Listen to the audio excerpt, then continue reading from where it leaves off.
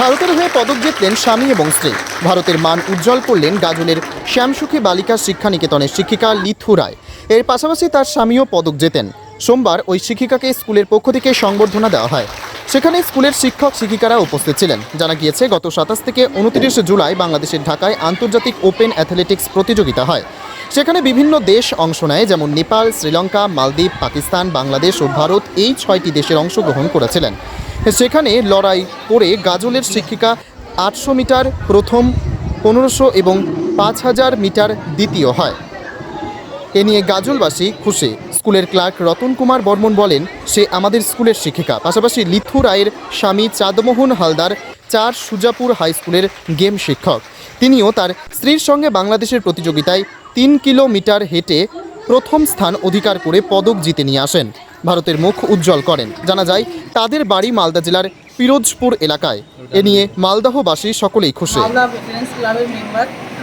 সেখান থেকে আমি প্রথম খেলতে যাই কোচবিহারে স্টেট মিট। সেখানে 3টে খেলা ছিল, 3টেতেই আমি প্রাইজ পেয়েছিলাম। তারপর ওখান থেকে ন্যাশনাল হলো গোয়াতে। 4টে ইভেন্টে আমি নেমেছিলাম, একটা রিলে ছিল, আর আমার 3টে ইভেন্ট ছিল। সেখানেও আমি 2টো রৌপ্য পদক আর 2টো ব্রোঞ্জ পদক পেয়েছিলাম। তারপর ঢাকাতে ছিল 27, 28, 29 ইন্টারন্যাশনাল গেম। ওখানে বঙ্গবন্ধু স্টেডিয়ামে খেলাটা অনুষ্ঠিত হয়েছিল। সেখানে আমি 800 মিটারে ফার্স্ট, 1500 মিটার, 5000 মিটার রেসে সেকেন্ড হয়েছি।